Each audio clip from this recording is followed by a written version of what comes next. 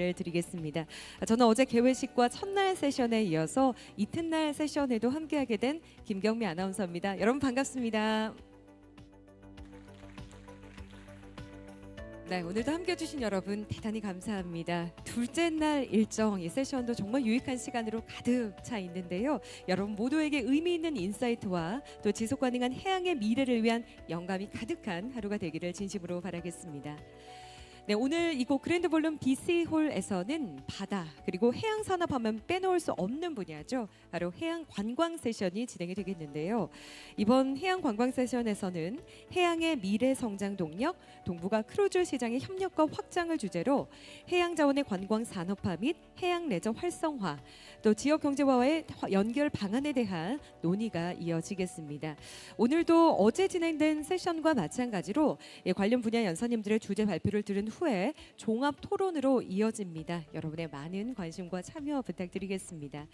네, 그리고 여러분의 편의를 위해 제공되는 AI 통역 서비스의 이 QR코드를 스캔하셔서 접속하시면 이 우측 하단에 물음표 버튼이 보이실 겁니다. 해당 버튼 클릭하면 발표를 들으시면서 궁금한 사항 실시간으로 남길 수 있다고 하니까요. 여러분 많은 활용 부탁드리겠습니다. 자, 그럼 본격적으로 세션 시작해 보도록 하겠습니다. 해양관광 세션의 첫 번째 주제 발표인데요. 첫 번째 주제 발표는 지난리오 로얄 캐리비안 크루즈 아시아 회장님께서 준비해 주셨습니다. 동북아시아 지역의 크루즈 관광을 주제로 지금부터 발표 함께 하시겠습니다. 회장님 바로 무대 위로 모셔보겠습니다. 네, 여러분 지난리오 회장님 박수로 맞이해 주시기 바랍니다.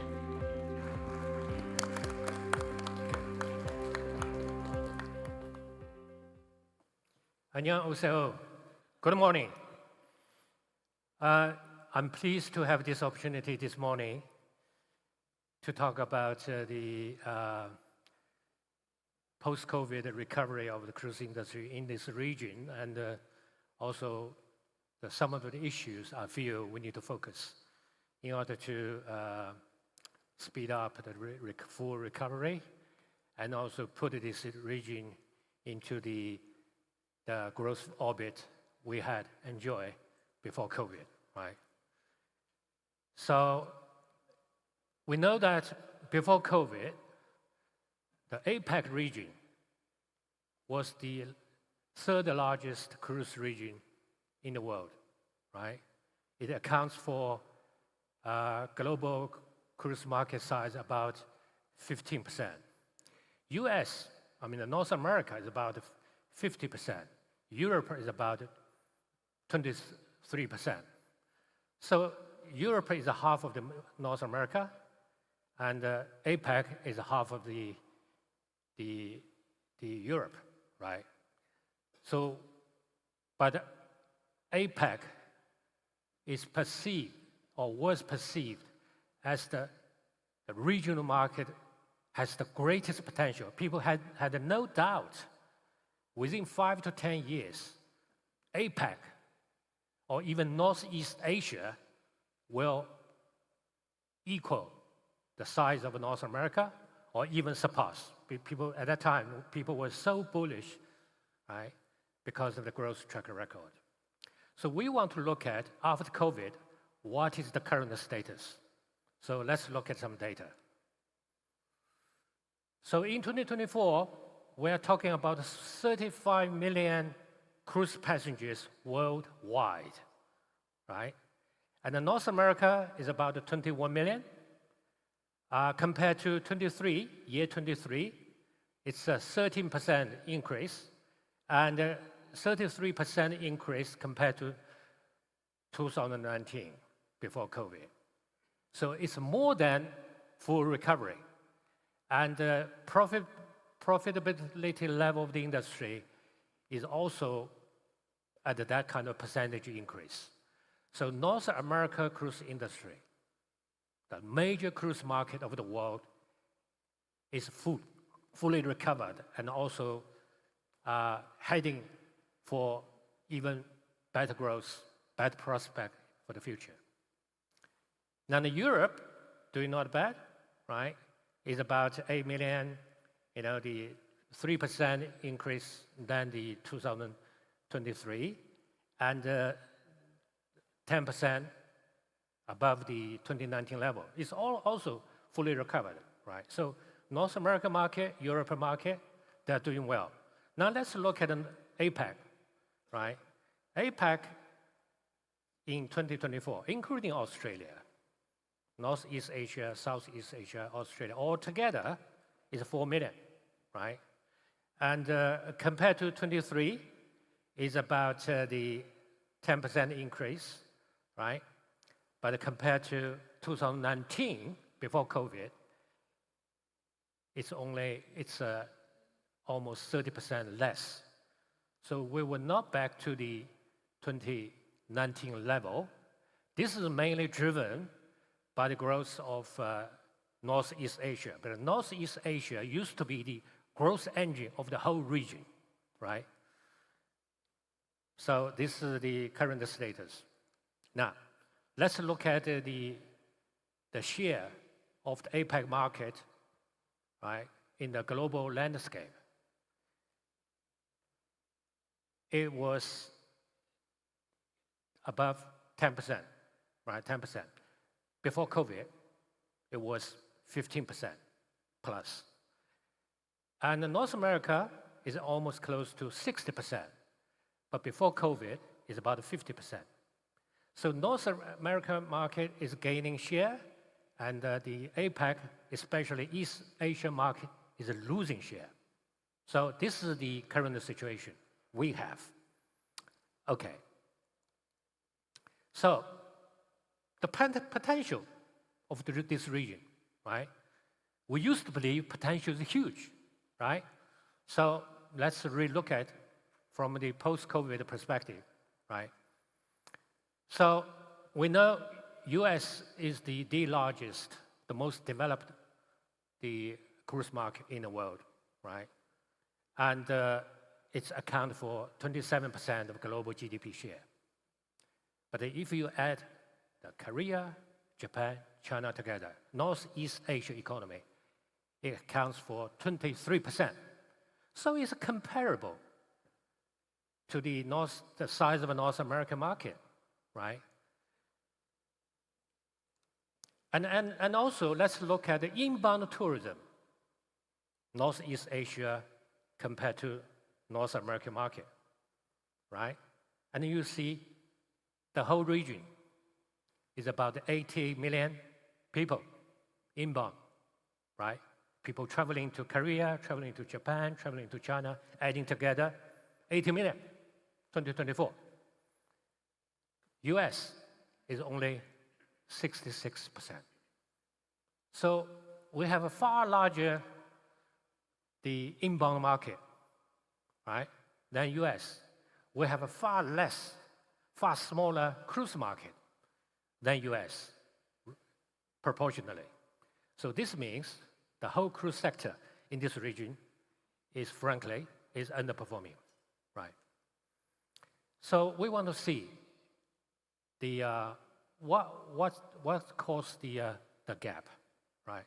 I mean, this is a very complicated question. I don't think I can provide an exclusive list of the checklist, the things causing the gap, right? But I'm going to focus on some issues, right? Some issues. Sorry. So I would see there are 4 major determinants, right? One is the economic fundamental. And we know economic fundamental of this region is strong. Although in the short term, macroeconomic indicators of US economy is very strong. Partly because of the strength of the American economy and partly because of inflationary, the exchange rate, right, adding together. And we have very strong US economy driving the growth of the cruise industry and the recovery and the rising profitability, right? But the economic fundamental for this region is also strong.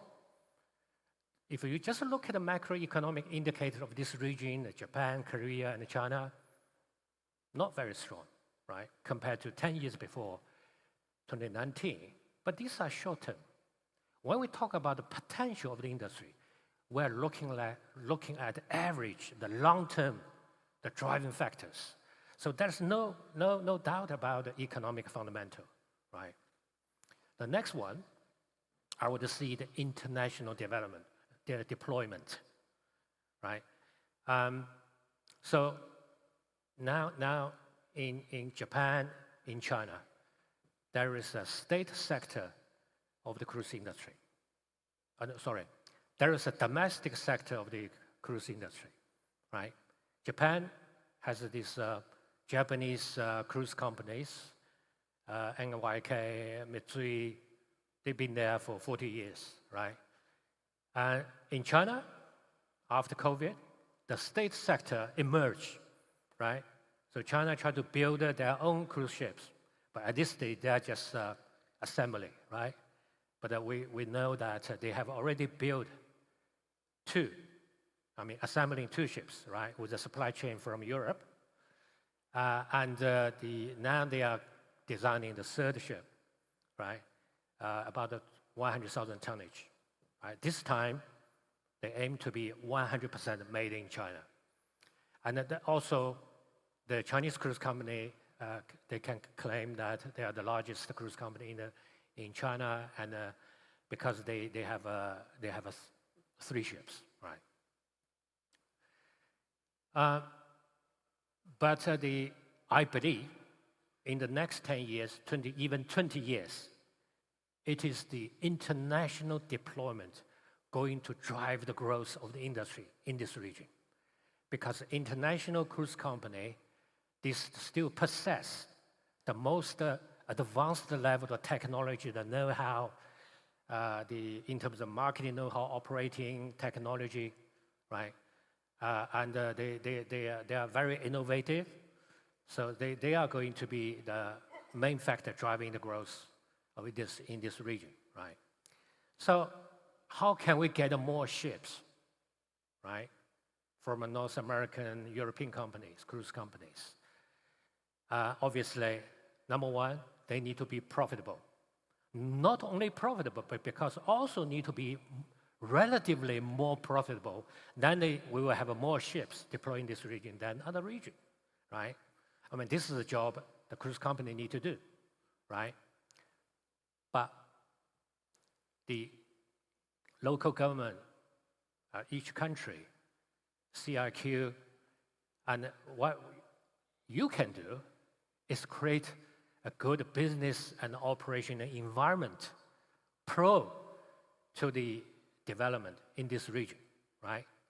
Because if the cruise companies do not have a good high opinion of the CRQ clearance level, visa policy, they're going to put off, right? They're going to put off. Because in Europe, in North America, it is really a frictionless process, as I would show, right? So in this regard, cross-border constraints very, very important in restricting the growth in the region, right? The other factor is the ports and the destination, right? So this will impact the experience of the guests at the pier, and also at the destination. It's basically ship and the destination adding together is a cruise product, right? If you want to give people an amazing holiday, you need to have an amazing destination. You need to have amazing ships adding together. That's why each country, each city port plays such an important role, right? This is the focus we should have. I mean, my key message today is cruise companies, port authorities, custom, immigration, the municipal government, self-governing bodies, we need to focus on only one thing: guest experience. Make guest experience better, then they will create more economic contribution for the local economy, right? It will create more the profitability, high profitability for the cruise companies. Then more ships will come, right? So this is the right cycle we should get into, right? So let me look at the cross-border constraint, the so-called issue of landing permit, or alternatively, we say the ship-designated visa-free policy, right? A bit of history. Back to the 2010, 2011, or even early of 2012, the cruise passengers from China and other countries get into Japan and South Korea. They need to apply for visa. So it's very inconvenient. We all know a cruise passenger and air passengers are different. Air passengers, they stay overnight. The cruise passenger is a transit. They will stay here for 10, 12 hours, right? So the risk is far less, right? I'm talking about illegal immigration. So starting from 2012 and 13, Japan has made the first innovation, policy innovation, after persistent lobbying from the cruise company. Right, I was involved in this process. So many meetings with immigrations, with Emirates, with the city government of Fukuoka, you know. After about 2 years lobbying, finally, Japanese government decide, Ministry of Justice, landing permit. It basically is kind of a ship-designated free visa, right? No visa is required, but they're subject to the arrival, clearance, the face check, fingerprinting, that sort of thing, right? Just like a visa holders. So this is a big boost to the growth of the cruise industry in the 10 years before COVID. Then South Korea followed, right? Also adopt. This is literally before all the cruises were canceled to South Korea. Back to the 2016-15, the Korean government, the Ministry of Justice, also offer similar the ship-designated policy. So but then we have the COVID.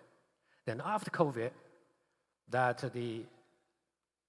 initially Ministry of Justice stopped issuing the landing permit. The landing permit only applied to the travel agencies for group guests, right?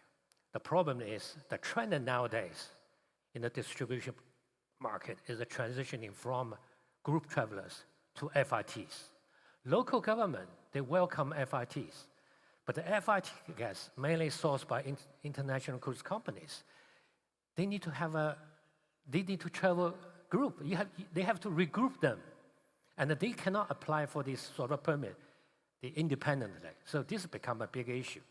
So I think this, without going into too much detail into this, because this issue already got attention from MOF, Ministry of Justice, and the local government. I really hope, right, Incheon government, Busan government, and the port authorities of Incheon, Port Authority, Busan, you should really work together, push the MOF and MOJ to move towards a system like Japan, right?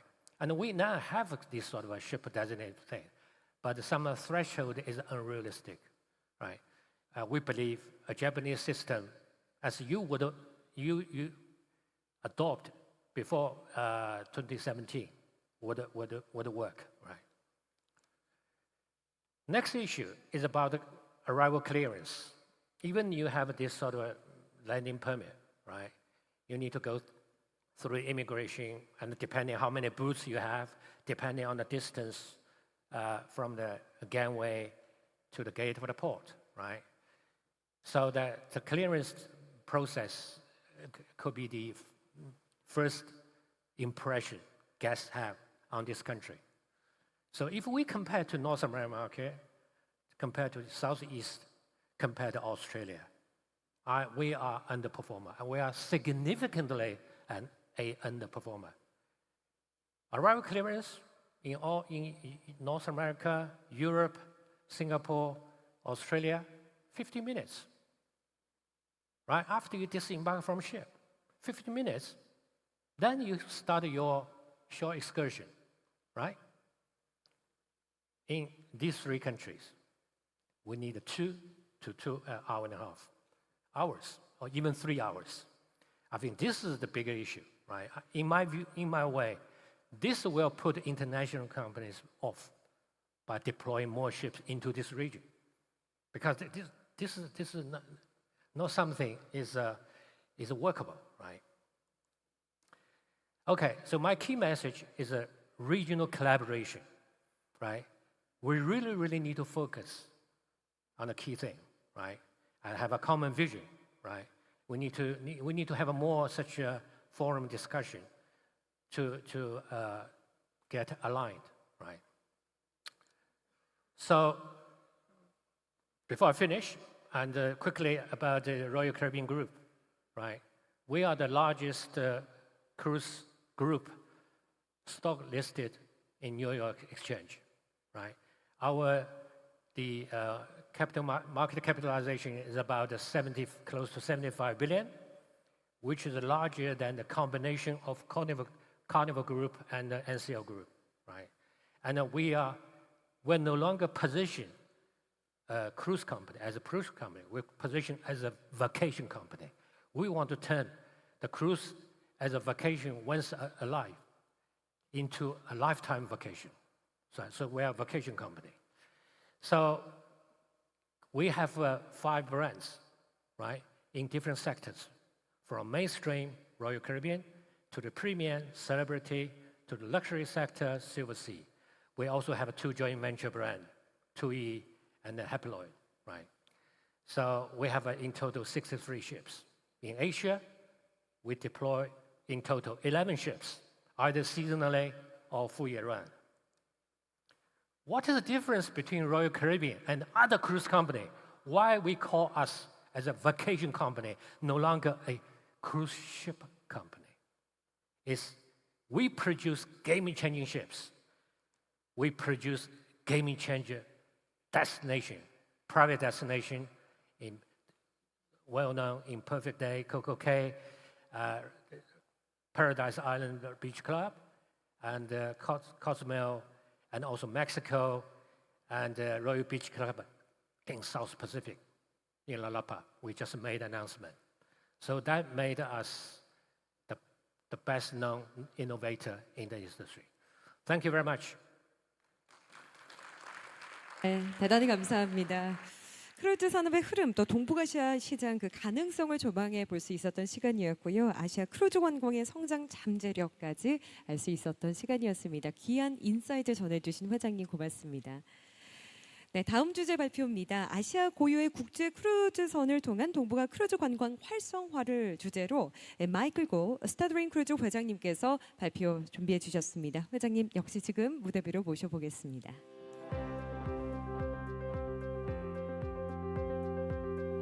네, 여러분 박수로 맞이해 주시기 바랍니다.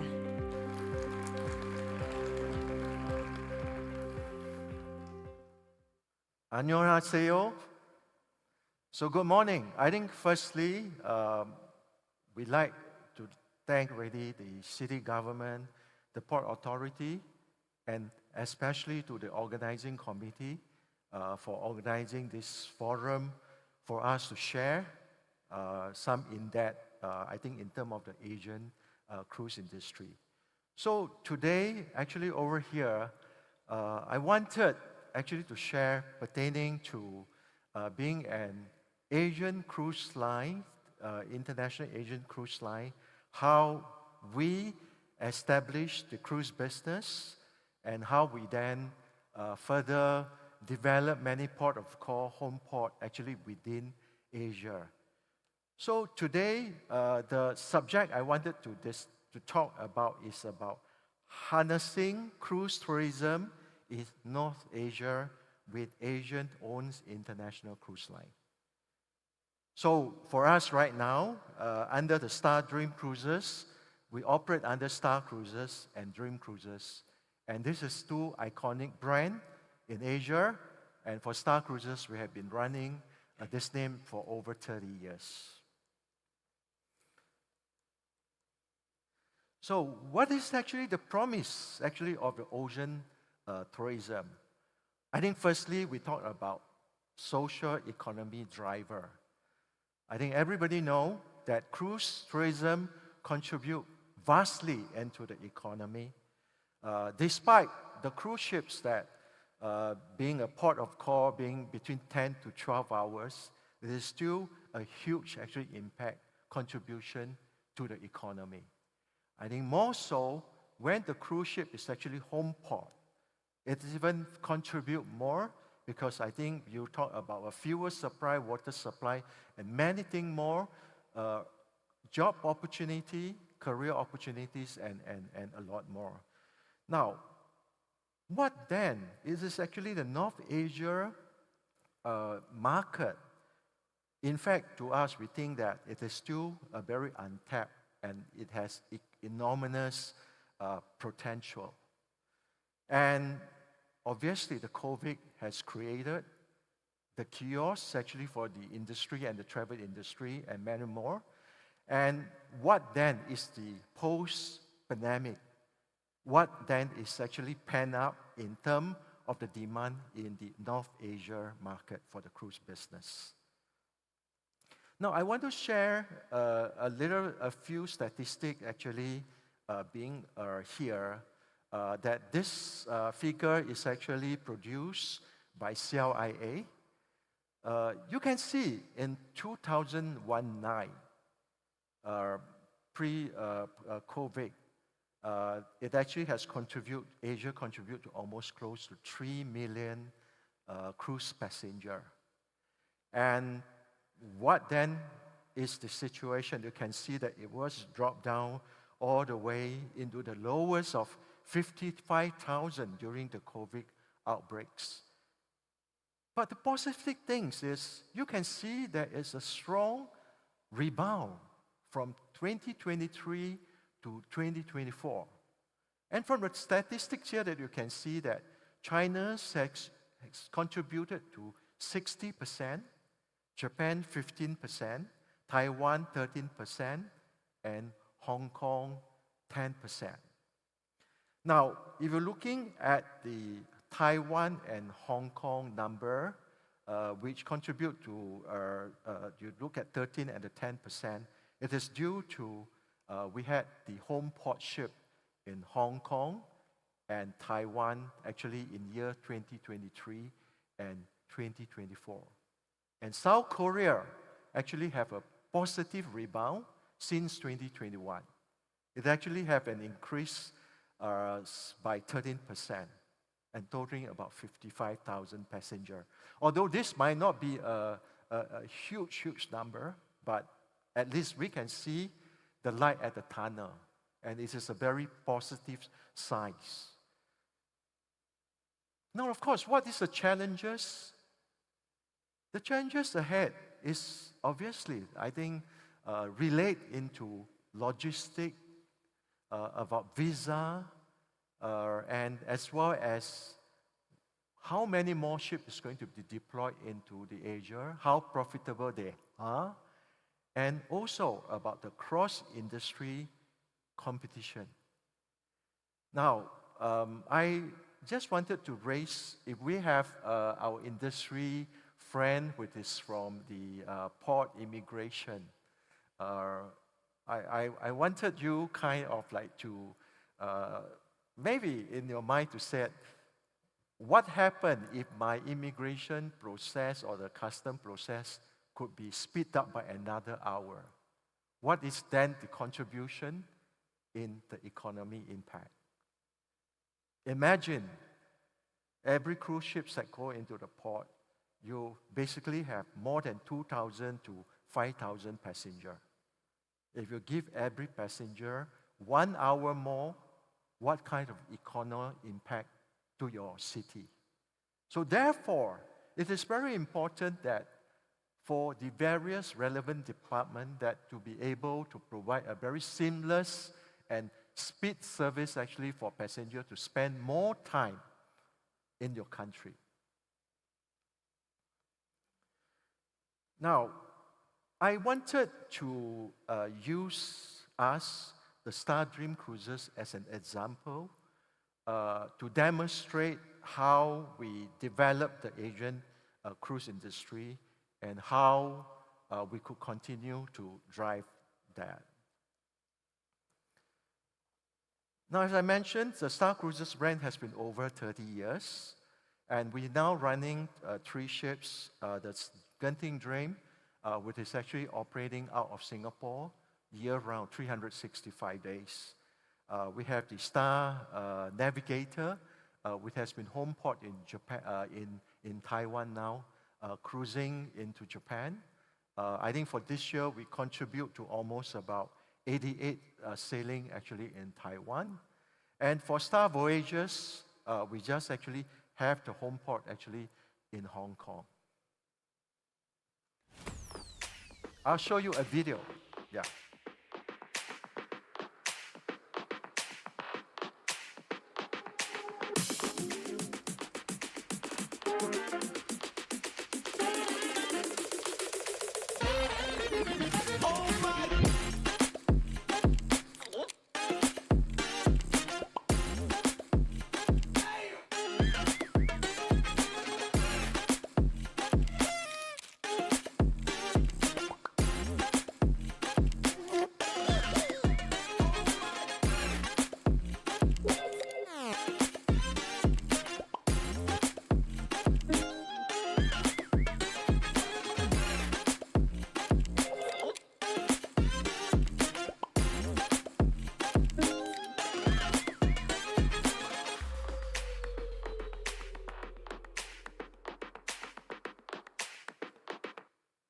So are you ready? Now, I think the next slides I wanted to share with you is the deployment plan since about 2.5 years ago when we restart actually our cruise business. And you can see that, I think in the last actually 2.5 years, it actually has called into 38 ports actually in Asia. So with the 38 ports that we call in Asia, in North Asia, we had home port in Taiwan, Taiwan being Kaohsiung and Keelung, and as well as Hong Kong. And if you can see that, I think in terms of the port of call that we go to Penghu, Kochi, Osaka, Kagoshima, Kumamoto, and many, many more that you could actually see from my PowerPoint. And you can see that how a cruise company could help to promote the country, the destination, and what kind of economy impacts that we bring into the country. Now, for Southeast Asia alone, we actually call into Laos, Boracay, Coron, Puerto Princesa, Vietnam, and so on. And we also home port in Ho Chi Minh City, we home port in Bangkok, and we home port in Malacca as well. And in addition, if you are talking about Phuket, Koh Samui, Penang, Redang, and including Medan, Bali, Surabaya. And this is how we could bring the Southeast Asia landscape actually into the map, the cruising map. And last but not least, actually into here, we were also in Middle East. We were home port in Dubai. We go to Savannah Island. We go to Doha. We go to Kasat. We go to Muscat. So the last 2.5 years, the post-COVID, which has been giving a very positive message to the consumer, cruising is the choice of your holiday. Now, I wanted to talk a little bit about what's the difference between the pre and the post-COVID about the consumer behavior. Now, firstly, we notice that there is a significant increase in the younger crowd of the travelers. Secondly, we also realize that many of the consumers prefer private space where they wanted to book at least a balcony or a suite category of the cabin. And these are some very positive impact after the COVID for the cruise industry. Now, what is the cooperation's expansion in North Asia market, actually with the cruise line? Now, I think I single out a couple of areas. I think one is a port infrastructure development. If you're looking at the profile of the cruise customer, they are from actually a middle and the upper income. Those who decided to choose cruise as a holiday are likely to be seasoned travelers. They has been traveling a lot, and they choose cruise as one of the favorite options. So therefore, in terms of expectation, they want a seamless experience. And obviously, the port infrastructure, the comfort, the safety, this is a very important element in the cruise operations. Secondly, visa custom harmonization. I think in many of the forums, the cruise lines always mentions about the visa issue. If you could provide a very seamless visa process, as a cruise line, we can bring you many international passengers. We could help to promote the fly cruise business, which will contribute vastly into your economy. Now, I want to cite one example for Japan. As you know from the PowerPoint that I presented, we had many calls into Japan this year, especially for our deployment in Hong Kong and in Taiwan.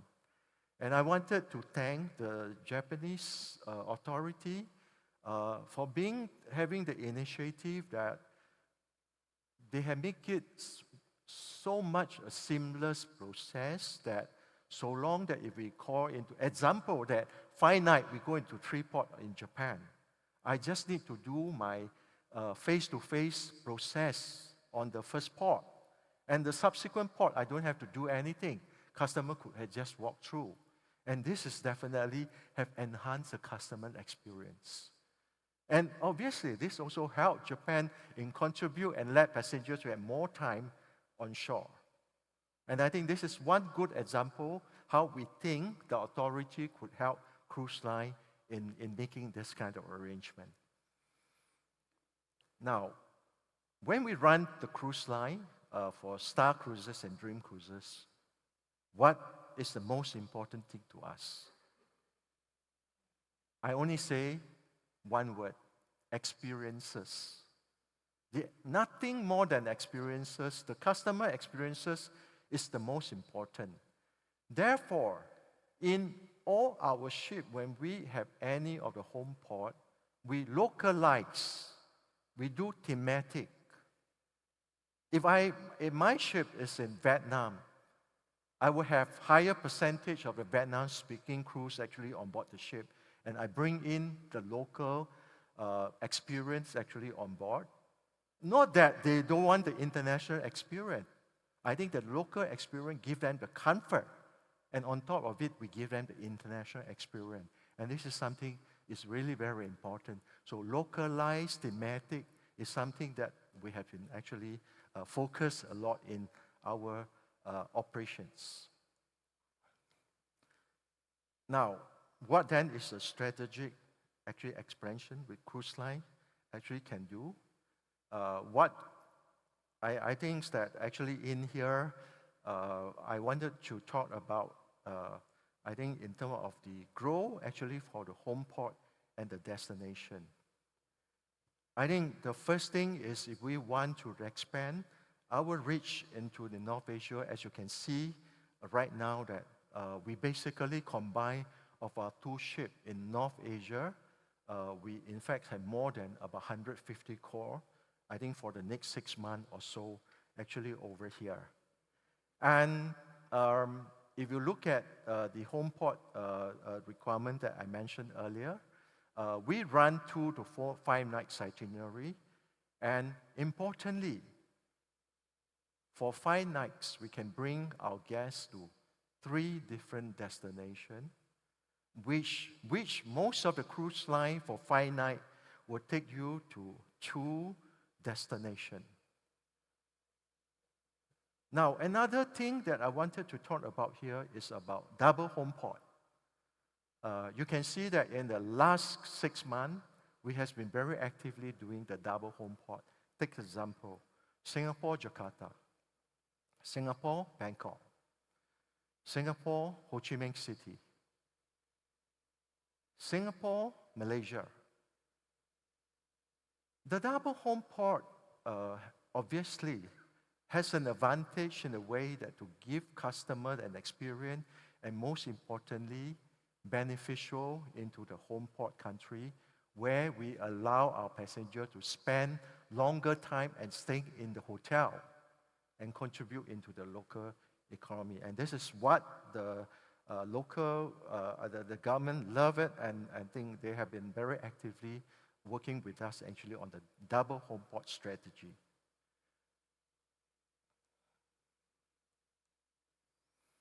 Now, I wanted to talk about customize and innovation.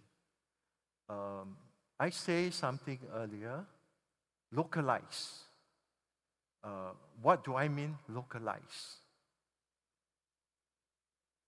The localized aspect into the Southeast Asia, you relate into the halal certification. I think if you Google, you will see that this is a huge population in terms of halal passengers that would prefer a halal certified ship. And all our ships are halal certified. And this obviously gives a lot of comfort to the cruiser. And this is why they feel it very comfortable. They will come on board the ship. And the others, I think, I thought about the palace experience on board the ship, that we have bring into the butler service, we have bring into the private dining, private swimming pool, and when you go to the theater, there is specific seating for the guests who stay in our suite. Those are experiences that differentiate us with other travel products and cruise lines. So we continue to innovate, to customize and bring a new experience to our customer. And this leads back into what we always say, experiences of the consumer.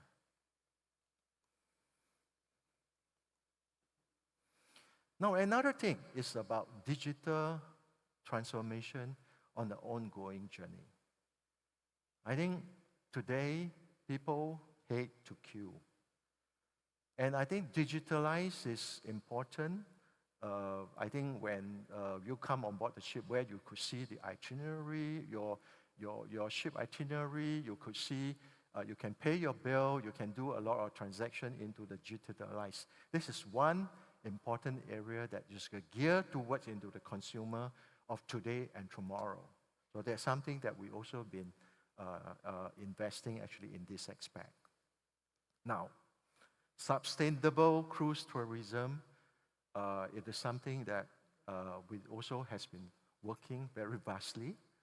I just wanted to just mention a couple of points actually into here. Take example, our crew caring and educating. The upgrading of skill of the crew is important, that how would we able them to be able to service the customer better? How would we then continue to provide an educating program to the crew for them to be continue to be upgraded? Now, of course, another thing is our environment, right? About the sea is our home. How we then protect the ocean? You know, I think in terms of the technology part, I think we have been doing that to make sure that we protect our ocean. And another important part is, I think we're talking about the shore excursion. How do we then ensure that the destinations that we go to, we don't overcrowd the destination? And how do we then help the local community? How do we then contribute and work with them very closely to help them to improve their life? So this is also being a responsible cruise line.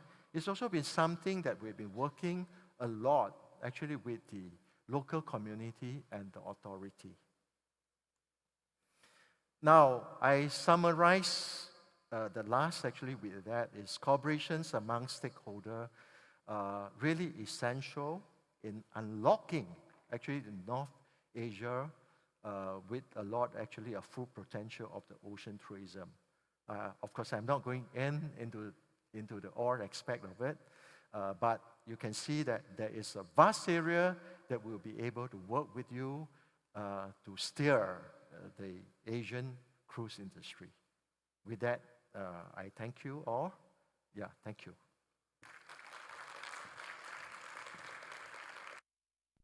네, 역시 이번 발표도 정말 도움이 많이 되었습니다. 동북아 크루즈 산업을 위한 지역 중심 전략의 중요성 그리고 또 여러 가지 협력 가능성까지 잘 짚어주셨는데요. 마이클고 스타드림 크루즈 회장님의 발표 함께 하셨습니다. 해양 관광 세션 지금 여러분 함께하고 계시는데요. 다음 발표 이어가기 전에 저희는 짧은 휴식 시간을 갖도록 하겠습니다. 지금부터 약 5분 정도 잠시 한숨 돌리시고요. 다음 발표 이어가도록 하겠습니다. 고맙습니다.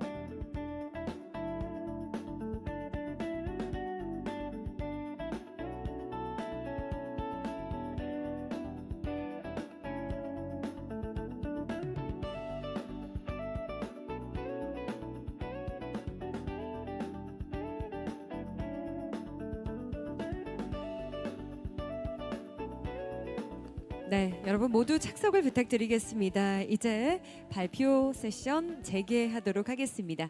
네, 아직 입구에 계신 분들께서는 이제 모두 들어오셔서 착석을 부탁드리겠습니다. 저희가 2분 안에 바로 세션 시작합니다. 착석을 부탁드리겠습니다. 고맙습니다.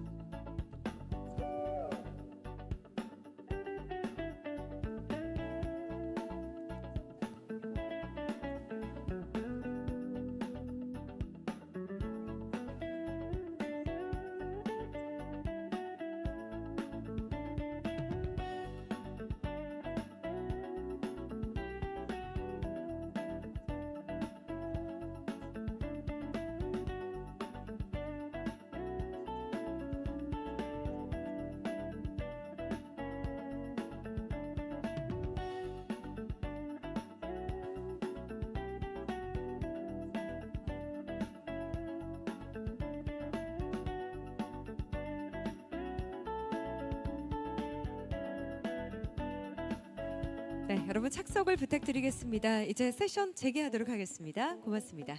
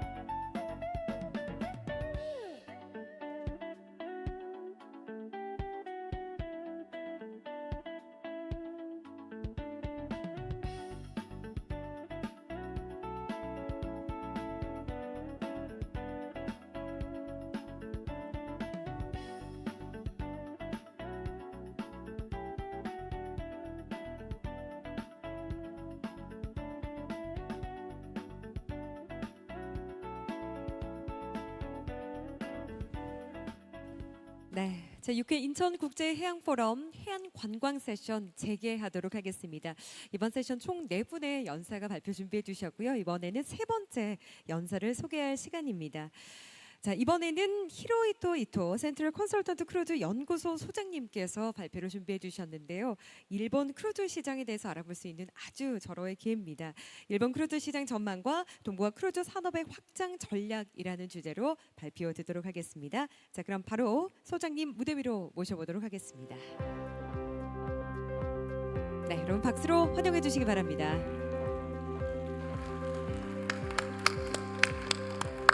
Hi, good morning, everyone. So I would like to congratulate the Incheon International Ocean Forum 2025. Thank you for giving me this great opportunity. Today's topic is about outlook for the Japanese cruise market and the expansion strategy for Northeast Asian cruise industry. So let's get started. So let me introduce myself briefly. My name is Hirohito Ito. I am director of the cruise laboratory of the Central Consultant. And I have been developing the cruise industry in Japan, collaborate with the Japanese government and the port. And my specialties are the cruise strategy, and market demand forecast, and economic effect by the input-output analysis and the usage of AI. So suddenly, I have a question for you all. What is this? What is this? Cloud? Cloud in the sky, very good. Spider webs in the tree, a good idea. So this is my strategy for expanding the cruise industry in Northeast Asia. I will show you later. Stay tuned. Okay, here is the agenda. I have 3 topics. First of all, cruise market overview. Second is supply stimulate cruise demand in Japan. Third, strategy for Northeast Asian cruise industry. So this slide shows the global cruise passenger number is very strong for 40 years, and a clear forecast of 42 million cruise passengers in 2028. That means the cruise industry is growing industry. So this graph shows the ship order. The cruise lines invest in the new ship aggressively. So in particular, ultra-large cruise ship, over 200,000 gross tonnage, too big. So big. And the ultra-large cruise ship will deploy the one after another. So this slide compare the cruise demand by region of the world and before and after COVID-19. So North America and South America and Europe has already recovered in 2024, but the Asia, Oceania, has not recovered. So this slide compare the cruise demand with the passenger number by region in Asia. Before and after pandemic, Southeast Asia and South Asia already recovered in 2023. However, Northeast Asia has not recovered. So, after change my topic, I wanted to explain about the Japanese cruise market. So, the graph on the left is the Japanese cruise population, and the graph of the right in the inbound cruise passenger in Japan. So 62% and 66.8%. Japan's cruise market is gradually recovering. So this slide, number of ports of calls in the left slide. The graph on the right, number of ports where foreign cruise ship call. The graph on the left almost recovered, and the graph on the right fully recovered already. So next topic is supply stimulate cruise demand in Japan. So this slide written by myself, in my opinion. So supply first, demand later, a concept of the Japanese cruise market stimulate. So port and cruise line work together to invest and develop the port and the terminal. So after that, the new cruise terminal open, and after that increase in the cruise ship call and invest in new cruise ship by Japanese cruise line. This is spiral of growth. And this create the cruise industrial chain in Japan. So this policy by Japanese government, international passenger ship have the cruise line first invest in the terminal and construct the terminal. In return, port give the berth right, usage of the berthing right to cruise lines. So until now, there are 9 international cruise hub ports in Japan. So the other initiatives of the Japanese government are the 2. The system policy on left slide and the improvement passenger facility supported by the Japanese government. For example, and the renovation of the warehouse and the parking lot and the boarding bridge supported by the government. So the slide of the right for the PR marketing, for example, the She Tried Global, etc. So as a result, there are 14 new cruise terminals have opened in 2018. So the west side of Japan, the Otaru and Hakodate, and the southern Japan, and Kyushu, Sasebo, Yatsushiro, Kagoshima already opened. The Tokyo International Cruise Terminal opened in 2020. So due to this open, so the Port of Tokyo have a lot of accept cruise ship have been twice as many years before the COVID-19. It's great successful. And more cruise ship calling at the Japan port. So this slide showed that the cruise passenger capacity are forecast by Japanese cruise lines. So cruise passenger capacity to be more than 5 times that of the 2023 by 2029. So let me explain this figure in more detail. The first of all is existing cruise line, Japanese cruise line. NYK, Mitsui, invest in the new ship and purchasing second-hand cruise ship. In addition, Ryobi and Oriental Land, Tokyo Disneyland operator, invest entry into the cruise industry as a newcomer. So, third, strategy for Northeast Asian cruise industry. So, I think that the important keyword for the strategy. Itinerary is not destinations. It's a very important topic and a keyword because cruise product is not produced at a single port. So several ports are necessary to create a good itinerary.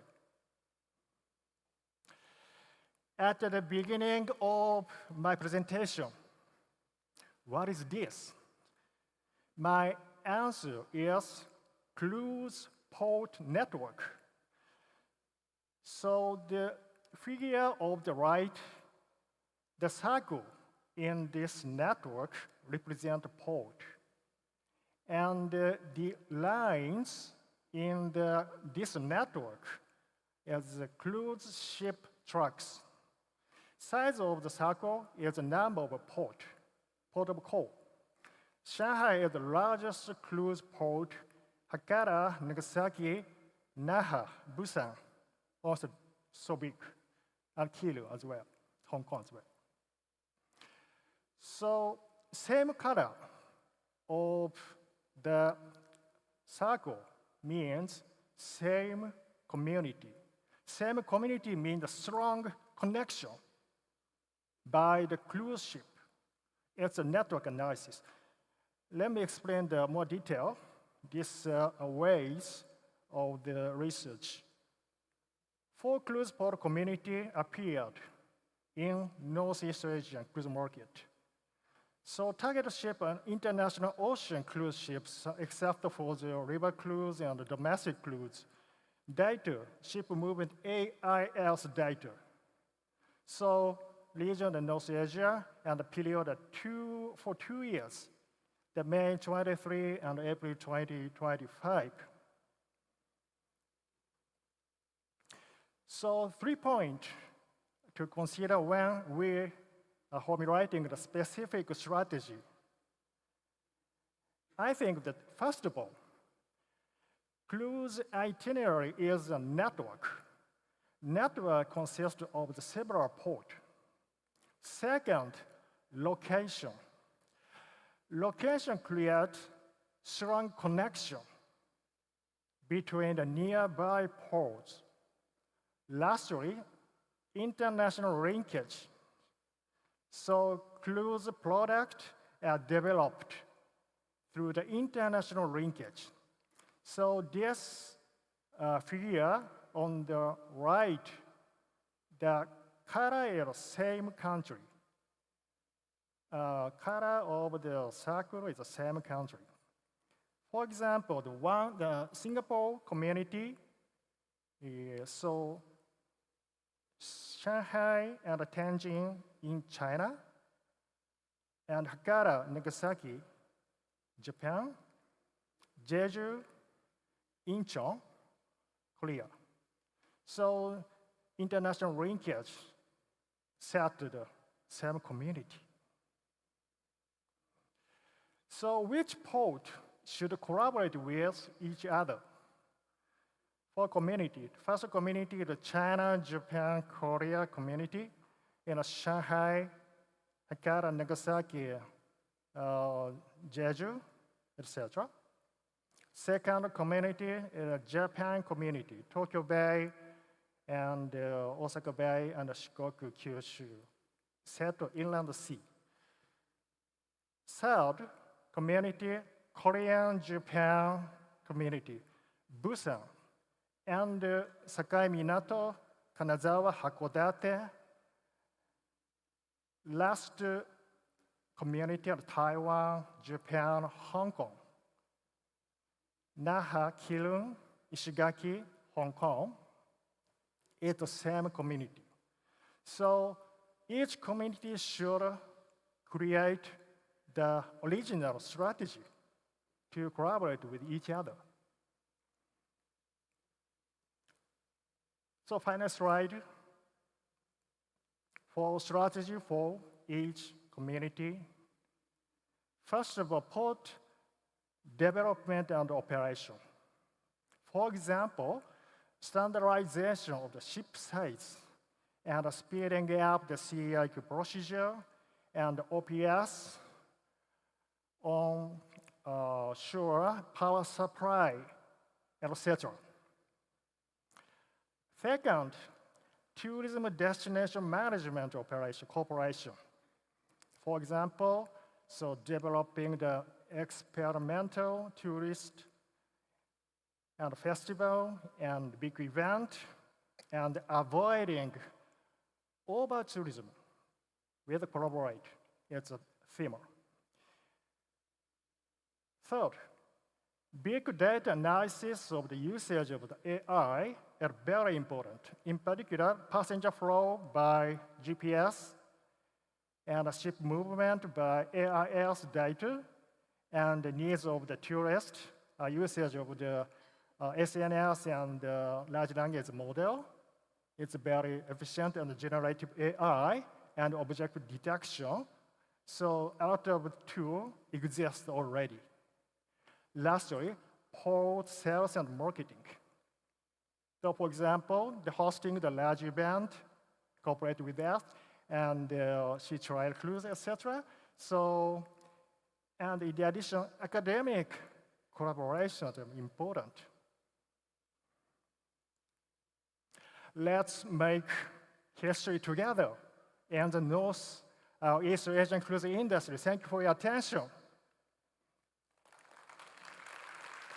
네, 소장님 발표 잘 들었습니다. 글로벌 해양 관광 강국 중 하나죠. 일본의 이 전략적 접근을 통해서 동북아 크루즈 산업의 미래 가능성 또 방향성도 함께 살펴볼 수 있었습니다. 특히 오늘 발표 우리나라 이 해양 관광 산업의 발전에도 좋은 본보기 또 통찰을 준 게 아닌가라는 생각을 해봤습니다. 말씀 고맙습니다. 자, 해양관광 세션의 이제 마지막 발표자를 소개할 시간입니다. 이 세션의 대미를 장식할 마지막 주제 발표는 본 포럼의 주관사이시기도 하죠. 인천항만공사 강여진 여객사업실 실장님께서 준비를 해주셨는데요. 한국 크루즈 목적지의 다양한 역할 확대, 인천항 플라이 크루즈 모항 모델을 주제로 발표 듣도록 하겠습니다. 네, 실장님 바로 무대 위로 모시겠습니다. 큰 박수로 맞이해 주세요.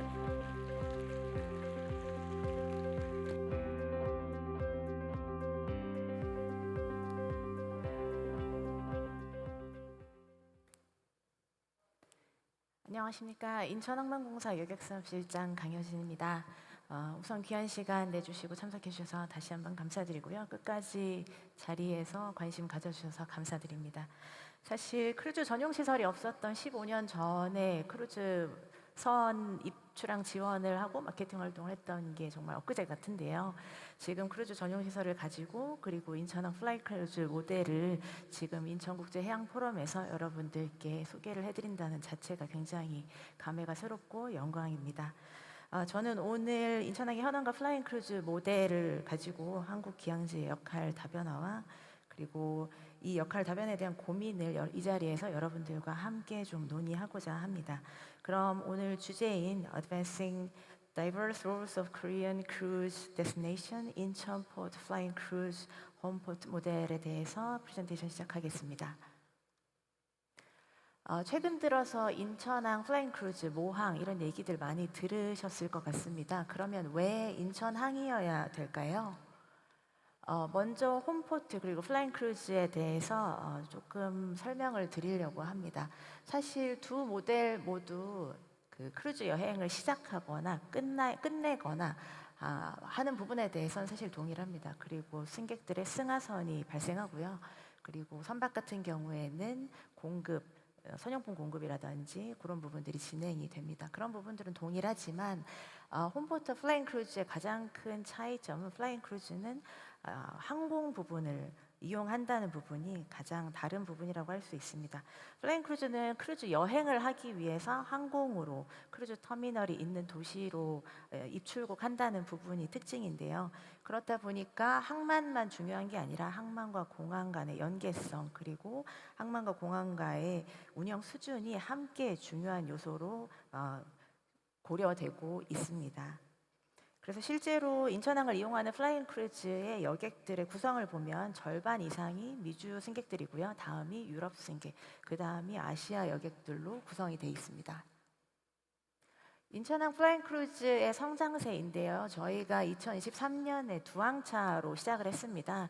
시범 운영으로 시작을 했고요. 지금 25년에는 15번 운영 중에 있습니다. 그러면 인천항이 왜 플라잉 크루즈의 강점을 가지고 있는지 요소별로 말씀을 드리겠습니다. 일단 인천항과 공항은 굉장히 가깝습니다. 30분이면 저희 크루즈 터미널에서 공항까지 도착이 가능하고요. 그리고 그 외에도 김포국제공항 그리고 KTX역이 있는 기차역까지도 잘 정비가 되어 있습니다. 사실 이런 부분이 플라잉 크루즈의 핵심적인 요소인데요. 공항과 항만이 1시간 이내, 특히 30분 정도로 가까운 케이스는 아시아 전체를 보더라도 그렇게 많지 않습니다. 우리나라의 인천항, 그리고 요코하마, 기릉, 상하이, 홍콩, 싱가포르 이 정도로 정말 찾기 힘든 케이스여서 굉장히 좋은 환경을 가지고 있습니다. 특히 인천국제공항은 굉장히 높은 수준의 항공 연계성을 가지고 있는데요. 이런 부분들이 미주, 유럽 다양한 국가에서부터 인천항으로 크루즈를 이용할 수 있도록 연결해주는 중요한 역할을 하고 있습니다. 두 번째 요소입니다. 인천항은 여기 지도에서도 보시다시피 이 동북아시아의 중앙에 위치해 있습니다. 그래서 게이트웨이 투 아시아, 게이트웨이 투 코리아라고 제가 지금 표시를 했는데요. 국가상으로도 중국과 타이완 그리고 일본까지 연계가 굉장히 쉽고 그리고 인천항을 통해서 다양한 아이티너리를 구성할 수 있습니다. 그리고 한국을 찾고자 하는 관광객분들이 가장 선호하는 지역, 서울 수도권 지역에 가기 위해서는 게이트웨이인 인천항을 반드시 거치셔야 되는 부분도 있습니다.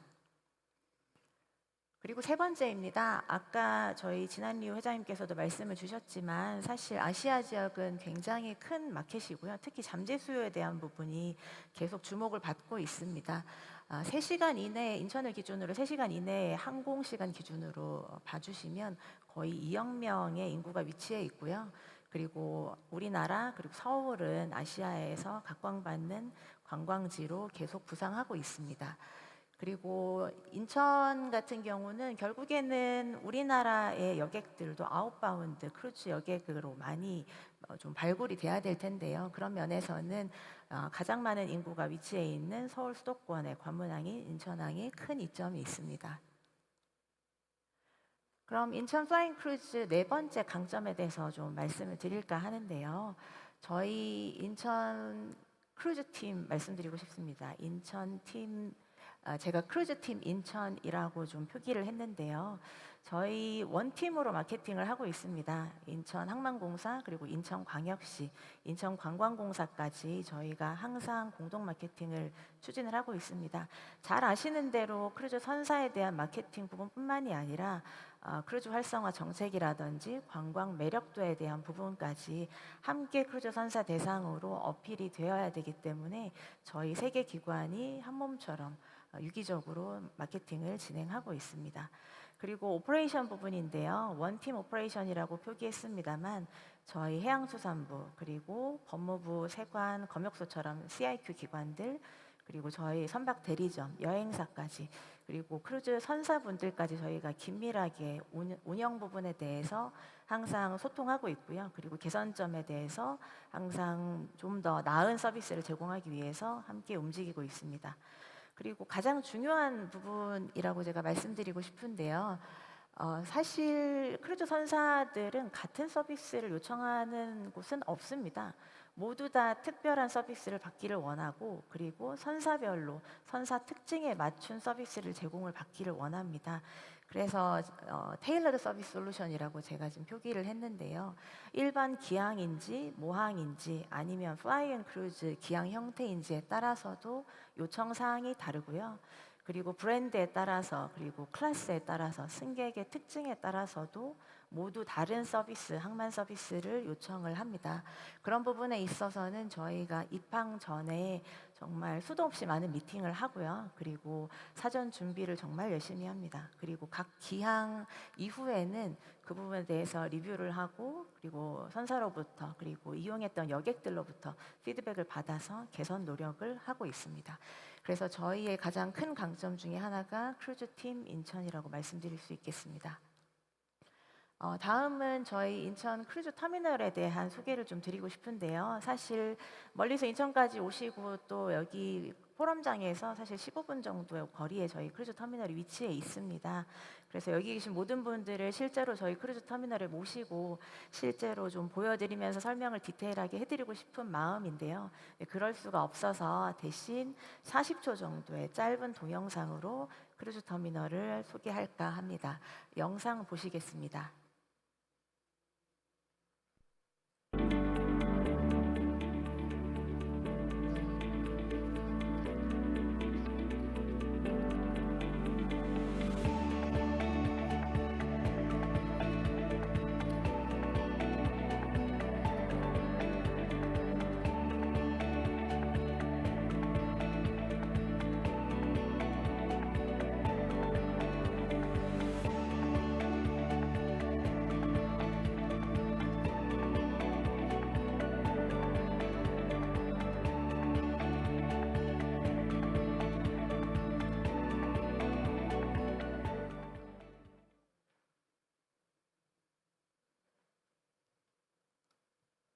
짧은 영상이었지만 잠깐이나마 크루즈 터미널을 둘러보시는 시간이었으면 좋겠습니다. 이 이후에 조만간 저희 인천항 크루즈 터미널을 직접 방문해 주셨으면 하고요. 그리고 여러분들이 인천항을 통해서 크루즈를 직접 승선하실 때 제가 현장에서 환송해 드릴 수 있는 기회가 곧 오기를 희망하겠습니다. 이어서 시설에 대한 얘기를 조금 더 드리겠습니다. 인천항 크루즈 터미널 사진과 도면이고요. 19년도에 완공한 최신식 시설을 갖추고 있습니다. 최대 저희가 22만 5천 톤까지 크루즈선 접안이 가능하고 그리고 전용 터미널을 보유하고 있습니다. 그리고 잘 아시는 대로 인천항은 조차가 크기 때문에 조차에 따라서 자동으로 높이 조절이 되는 갱웨이도 저희가 운영하고 있습니다. 최대 2척의 선박이 동시 접안 가능합니다. 지금 이 사진들은 실제 인천항을 찾아준 크루즈선들의 일부입니다. 보시면 아시겠지만 사이즈도 다양하고 그리고 브랜드 선사들도 굉장히 다양한 걸 보실 수 있습니다. 그래서 저희가 넓은 스펙트럼으로 크루즈 선에 대한 서비스를 진행을 하고 있고요. 좀 더 살펴보면 모항을 주로 운영하는 선박 같은 경우는 노르웨이지안 주어를 포함해서 7만 톤에서 9만 톤급 크루즈선이 가장 많습니다. 그리고 실버뮤즈 그리고 세븐시즈 익스플로러 같은 럭셔리 크루즈들도 매년 인천항을 찾고 있고 만족도가 높습니다. 다음은 아이티너리에 대한 얘기를 좀 해볼까 합니다. 인천항을 통해서 어떤 항로 구상이 가능한지, 그리고 어떤 상품을 만들어낼 수 있는지, 그리고 어떻게 우리나라 기항지들의 활용도를 다양하게 가져갈 수 있는지를 함께 살펴봐 주시면 좋을 것 같습니다. 제가 트렌드라고 좀 붙여봤는데요. 실제 인천항에 기항하고 있는 크루즈 상품들 그리고 항로들 사례를 가지고 설명을 좀 드리려고 합니다. 왼쪽 같은 경우는 지금 12일짜리 베스트 오브 재팬이라는 상품인데요. 이게 제가 초반에 말씀드렸던 모항과 플라잉 크루즈의 약간 다른 부분이라고 봐주시면 좋을 것 같습니다. 왼쪽에 있는 부분은 요코하마에서 시작해서 다시 요코하마로 돌아오는 루프 형태, 라운드 트립 형태의 모항 서비스입니다. 그리고 오른쪽에 비교해서 봐주시면 오른쪽은 요코하마에서 출발해서 일본의 여러 기항지를 거친 다음에 부산을 거쳐서 인천에 도착하는 12일짜리 상품입니다. 둘 다 셀러브리티 크루즈에서 운영하고 있는 실제 상품이고요. 그리고 오른쪽 같은 경우는 지금 더블포트, 아까 저희 마이클 고 회장님께서 말씀 주셨던 두 개의 모항을 가지고 운영을 하게 되는 형태입니다. 보통 원웨이 트립이고, 그리고 더블 홈포트라고 저희가 얘기하는데요. 이런 부분 때문에 저희 인천항에 더 기항의 기회가 있다라고 저희는 보고, 인천항은 더블 홈포트 전략을 베이스로 해서 좀 더 많은 항차들을 유치하기 위해서 노력하고 있습니다. 다음 사례들을 보면서 조금 더 설명을 드릴게요. 지금 이 항차 같은 경우는 도쿄에서 출발해서 인천에서 출발해서 도쿄로 향하는 10일 기간의 크루즈 항로입니다. 아까는 부산과의 연계가 있었는데요. 이번 이 상품 같은 경우는 인천에서 출발해서 제주를 경유해서 여러 기항지, 일본에 있는 여러 기항지들을 거쳐가는 항로입니다. 이 부분도 노르웨이지안 크루즈에서 실제 올해 9월에 운영하고 있는 상품입니다. 이 부분을 보시면 이 선사들이 모두 다 지금 3월부터 11월까지 상시로 일본을 중심으로 해서 동북아 지역에 선대를 배치해서 운영을 하고 있고요. 그리고 가장 전 세계적으로 인기가 있는 지역인 일본, 그리고 일본의 여러 기항지들을 중심으로 해서 인천과 그리고 요코하마를 더블 홈포트로 두 축으로 세워놓고 중간에 기항지들을 바꿔가면서 상품을 다양화하는 경향을 보이고 있습니다. 다음 사례입니다. 이 부분은 지금 여수를 연계한 부분인데요. 인천에서 출발해서 요코하마 도착의 상품입니다. 11일 기간으로 운항이 되고 있고요. 보셨던 대로 사실 인천이 그냥 생각했을 때는 북중국과의 연계만 가능하지 않을까라고 생각할 수 있지만, 사실은 여수, 제주, 부산, 우리나라 다른 기항지들과 연계를 통해서 일본의 여러 기항지까지 연결이 되는 다양한 항로로 실제 운영이 되고 있습니다. 그리고 이 모항 같은 경우는 고부가가치로 많이 알려져 있는데요. 그 중에서 대표적인 부분이 크루즈를 승선하기 전에 사전 투어, 그리고 크루즈 여행을 끝난 다음에 하선한 다음에 포스 투어를 진행하는 부분이 가장 대표적인 파트일 겁니다. 이 부분은 사실 이 크루즈의 전체 일정은 11일입니다. 11일인데 크루즈 승선 전에 4일 먼저 인천에 도착해서 4일 동안 사전 투어를 진행한 다음에 승선하는 상품으로 선사에서 판매하고 있는 부분입니다. 이렇게 되면 선사 같은 경우는 좀 더 다양한 상품 구성이 가능하고, 그리고 좀 더 추가적인 그 사전 투어를 포함한 상품을 판매를 하면서 좀 더 많은 이 베네핏을 가져갈 수 있고요. 그리고 승객 같은 경우도 그냥 크루즈 일정 11일짜리 상품을 구매할지, 아니면 사전 투어가 포함되어 있는 상품을 구매할지 좀 더 초이스가 늘어나는 부분이 있기 때문에 양쪽 모두 혜택이 있다고 볼 수 있겠습니다. 그리고 마찬가지로 인천 지역을 보더라도요. 관광객들이 머무르는 시간이 좀 더 길어지고 그리고 여러 가지 면에서 경제적으로 지출하는 부분, 아까 말씀 주셨던 호텔이라든지 그리고 그라운드 트랜스포테이션 부분에서 기타 여러 가지 관광적인 부가가치가 발생할 수 있는 부분을 기대하겠습니다. 그리고 일본 중심으로 지금 항로를 주로 말씀드렸는데요. 이 외에 다른 모델들도 좀 가져왔습니다. 왼편에 있는 건 오세아니아 크루즈에서 운영하고 있는 상품이고요. 이 부분은 저희가 그 코비드 팬데믹 이전에 주로 연계가 됐었던 북중국과의 연계가 포함되어 있는 상품입니다.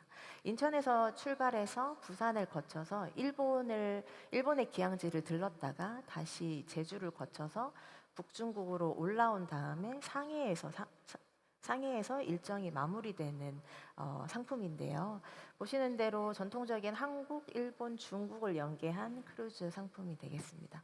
여전히 월드 크루즈를 운영하고 있는 럭셔리 크루즈 선사들이 특히 다양한 아이티너리를 시도를 하고 있습니다. 오른쪽은 아자마라 크루즈에서 진행을 하는 항로인데요. 보시면 인천에서 똑같이 출발을 하지만 북중국 대련 그리고 천진을 먼저 거친 다음에 상해로 내려가서 기릉, 홍콩까지 내려가는 항로입니다. 그래서 지리적인 위치로 봤을 때 그리고 인천항 모항으로서의 기능을 고려했을 때 한국, 중국 그리고 일본, 대만, 홍콩까지 연계가 되는 항로로 다양하게 인천항이 활용이 되고 있습니다. 그러면 인천항은 사실 이제 막 플라잉 크루즈 사업을 시작한 거나 마찬가지인데요. 그러면 동북아시아에서 플라잉 크루즈 허브로 좀 도약하기 위해서는 어떤 부분을 저희가 좀 더 노력해야 될지 고민해 봤습니다. 먼저 저희가 항만과 공항의 인프라는 훌륭하지만 그래도 좀 더 연계성을 발전시켜야 되는 부분이 있습니다.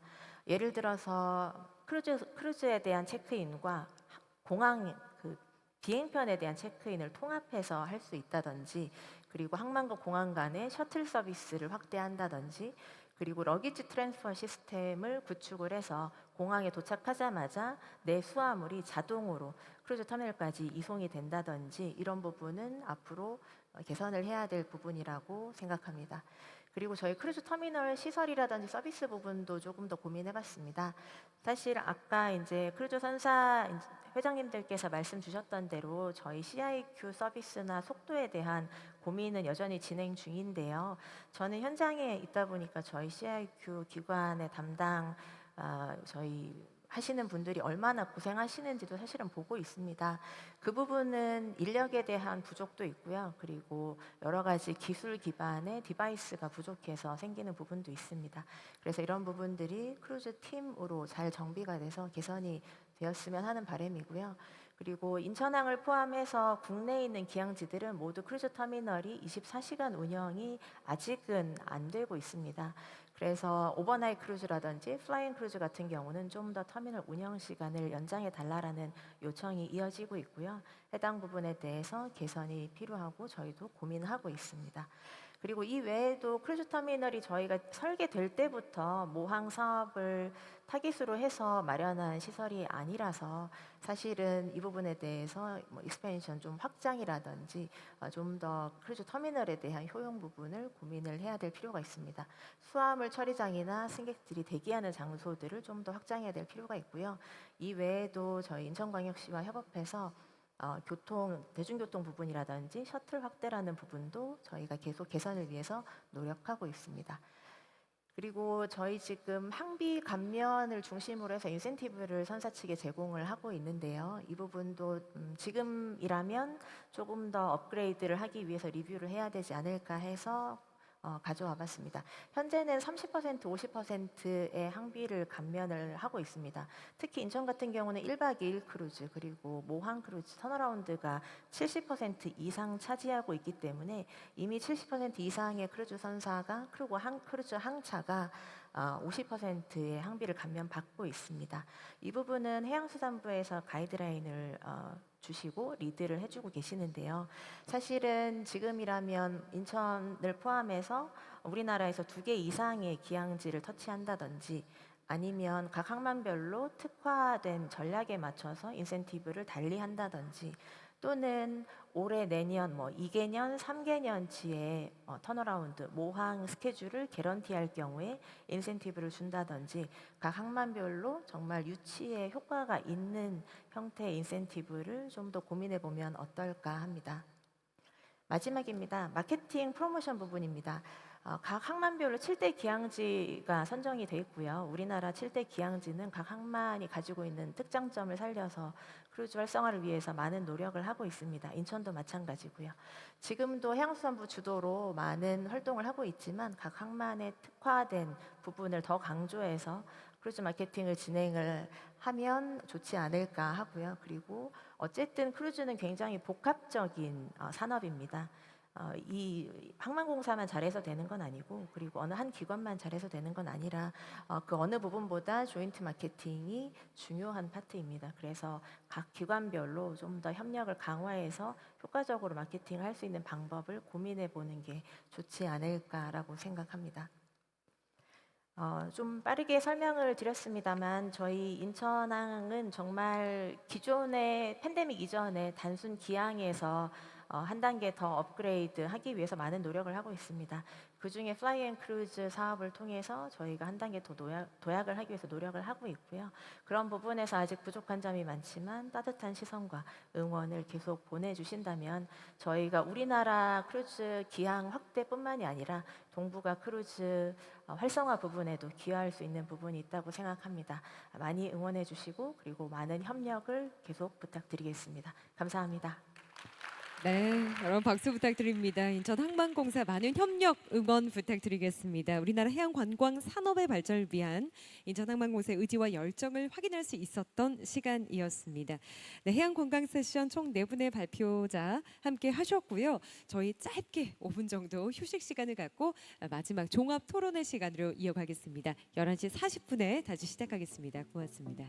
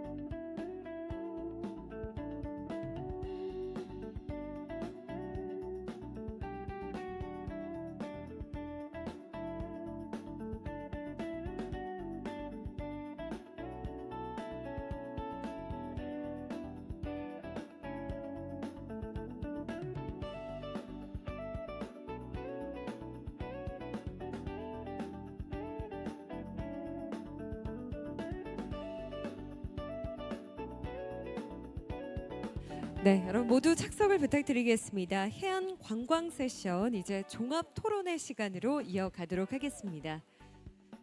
네, 여러분 모두 착석을 부탁드리겠습니다. 이제 종합 토론 시간 시작하겠습니다.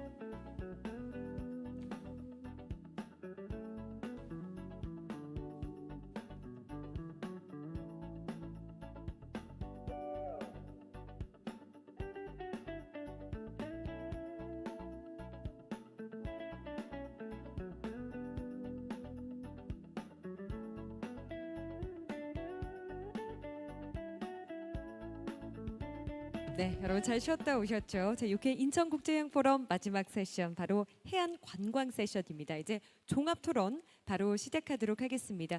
앞서 발표해 주신 네 분의 연사분들 무대 위로 모시도록 하겠습니다. 그리고 종합토론은 사단법인 한국국제크루즈연구원 임복순 원장님께서 좌장으로 이끌어 주시겠습니다. 좌장님을 비롯한 연사분들 저희 안내에 따라 무대 위로 올라와 주시기 바랍니다. 네, 여러분 박수로 환영해 주십시오. 해양의 미래 성장 동력, 동북아 크루즈 시장의 협력과 확장을 주제로 이번 시간 해양자원의 관광 산업화, 또 해양 레저 활성화, 지역 경제와의 연결 방안에 대한 논의가 이어졌는데요. 이제 발표해 주신 연사분들과 또 여러분과 또 함께 소통할 수 있는 시간이기도 하고요. 더 많은 이야기를 나눠보도록 하겠습니다. 모두 자리해 주셨습니다. 자, 이제 임복순 원장님께 마이크를 넘겨서 진행을 부탁드리겠습니다. 안녕하십니까. 제6회 인천국제해양포럼 네 번째 세션 해양관광 종합토론 좌장을 맡은 사단법인 한국국제크루즈연구원 원장 임복순입니다. 지난해에 이어서 올해도 포럼과 다시 한번 함께 할 수 있는데요. 매우 영광으로 생각합니다. 통찰력 있는 주제로 발표를 진행해 주신 로얄 캐리비언 아시아 회장님, 마이클 고 스타드림 크루즈 회장님, 이토 센트럴 컨설트 크루즈 연구소 소장님, 그리고 인천 항만공사 강여진 여객사업실 실장님께 감사의 말씀 드립니다. 바다를 활용한 크루즈 관광은 전 세계 관광 산업의 핵심 축으로 대표적인 고부가 가치 산업입니다. 무엇보다도 선박 건조, 항만 운영, 관광, 문화, 식음료 등 다양한 산업과 연계할 수 있기 때문에 경제적 파급 효과가 큰 산업입니다. 동북아 크루즈 산업에서 모항지든 기항지든 산업의 지속 성장 가능성의 확장과 브랜드화된 누구나 인정하는 항로 상품을 구성하는 데 있어 무엇보다도 최우선적으로 선행되어야 하고 대응해야 하는지 협력해야 하는지 짚어볼 시점이 되었다고 생각합니다. 시장의 핵심적인 변화 양상과 니즈를 어떻게 실현하고 있는지 또 실현할지 등에 함께 고민하는 귀중한 시간이 되었으면 합니다. 해양의 미래 성장 동력, 동북아 협력을 통한 크루즈 산업의 확장이라는 주제로 해양 자원의 관광 산업화, 해양 레저 활성화, 지역 경제와의 연계 방안 등에 대한 심도 있는 논의를 진행해 보고자 합니다. 특별히 인천을 비롯한 부산과 제주 등은 동북아 크루즈 허브 항만으로 크루즈 항로의 중심축 역할을 실현하고 싶은 측면에서 더욱 귀중한 시간이라고 생각합니다. 청중분들께서도 관심을 갖고 토론에 참여해 주셨으면 합니다. 그럼 지금부터 본격적인 토론을 시작하도록 하겠습니다. 먼저 옆에 계신 지안류 회장님께 질문을 먼저 드리겠습니다. 앞서 발표하실 때 공동 비전을 가지고 협력을 강화해야 한다는 말씀 주셨는데 매우 인상적이었습니다. 회장님께서는 아시아 크루즈 성장과 함께 하신 굉장히 대표적인 인물이신데 현 시점에서 아시아 크루즈 시장을 어떻게 보고 계시고 또 특히 동북아 크루즈 산업의 중장기적 성장을 도모하고 확장하기 위해서는 최우선적으로 고려되고 시행돼야 할 부분이 있다면 어떤 점이 있는지 말씀 부탁드립니다. 그리고 시간이 짧은 관계로 두 번째 질문도 같이 드려보겠습니다. 사실 동북아 크루즈 시장은 빠른 성장에도 불구하고 짧은 역사로 인해서 국제 크루즈 시장에서 아직 고유한 색깔이나 특징 그리고 브랜딩화를 확립하지 못한 채 팬데믹을 겪었습니다. 이 팬데믹 이후에 동북아 크루즈 승객들의 니즈가 다양해지면서 목적지마다 상품 개발과 다양성이 요구되고 가시화되고 있습니다. 이러한 환경은 지역 시장의 고유한 색깔, 대표적인 특징을 만들 수 있는 귀한 기회라고 생각하는데요. 이 시점에서 한국 크루즈 시장이 무엇을 가장 최우선적으로 집중하면 좋을지 관련 기관이나 종사자분들께 한 말씀 부탁드립니다. Thank you. So to the question one, I think the short answer is the Northeast Asia cruise industry is still recovering, right? And we know this is the capacity-driven industry, and so the starting point is to the confidence level of the cruise companies, whether it's domestic cruise companies or international companies. So the confidence level in this regional market is not back yet. That's the reason international deployment is not back to the pre-COVID level. So to win the confidence level back, right? There are many things we need to do, but in the region, I believe we need to get the basic right.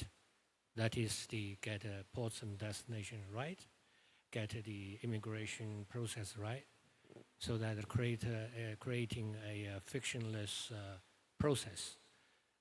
So this is something, the cruise company, ports, government, the tour operators and the port agents should work together to do this.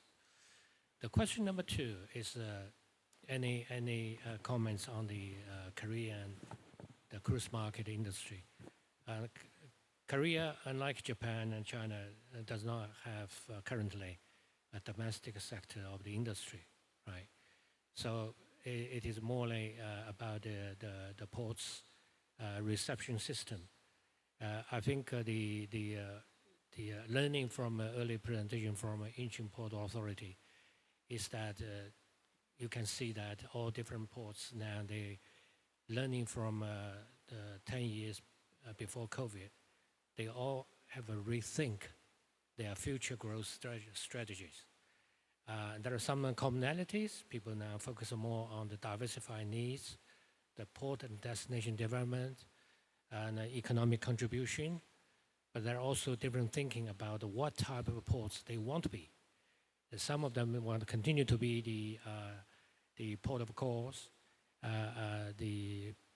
Some of them want to be the turnaround port. Some want to be the fly cruise port, right? I think no matter what port you want to be, right, we need to get a basic right. I mean, especially for Korea, right? It's basically you need to make your reception system, right? By reception system is I learned from recently reading from a Japanese documentation that talk about reception system, which is including the ports, destination, immigration, etc., etc.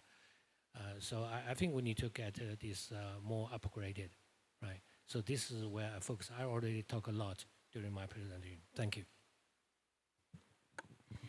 그 회복 과정에서 자신감이 필요하고 신뢰 회복이 중요하다는 말씀 매우 인상적이었는데요. 귀중한 말씀 감사드립니다. 이어서 마이클 고 스타드림 크루즈 회장님께 여쭙겠습니다. 아까 발표하실 때 크루즈 관광이 사회적 경제 원동력이다라는 말씀 정말 깊은 인상 받았습니다. 개인적으로 저도 그렇게 믿거든요. 질문을 바로 드릴게요. 스타드림 크루즈는 싱가포르나 대만에서 주요 대표 시장과 항로가 있으신데 그렇게 대표 항로가 될 수 있었던 주요 경쟁력이 어디 있었고 또 특별히 선사와 지역 관련 업체들과 어떤 형태로 협력을 하셨는지 매우 궁금합니다. 그리고 이어서 한 가지 더 여쭙겠습니다. 크루즈 항만도시 간의 협력을 통해 다모항 시장 개척을 오랫동안 하셨는데 물론 지금도 계속 개척하고 계시고 대만과 홍콩, 싱가포르와 말레이시아 그리고 그 밖의 지역에서 더블 홈포트 운영을 계속 활발히 하고 계시고 매우 성공적이라고 들었습니다. 특별히 관심 있게 여쭙고 싶은 것은 기항지가 모항지도 됐을 때 지역 경제에 직접적인 공헌이 매우 많았다고 들었습니다. 그 사례를 좀 소개해 주셨으면 합니다.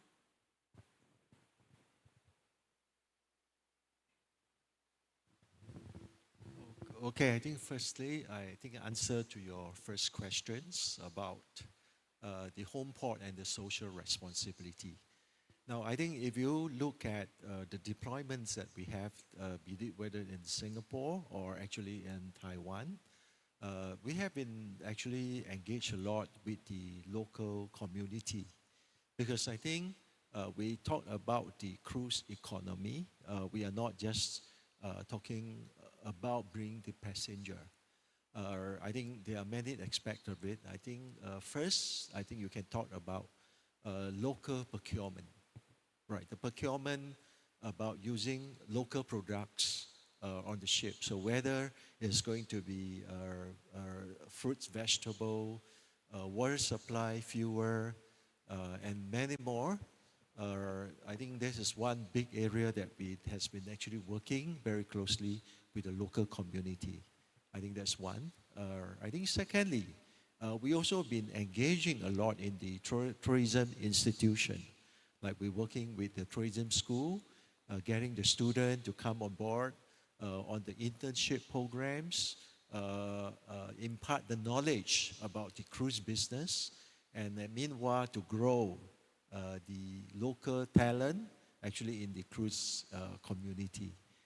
So that's actually just some of the example that it has been actually doing.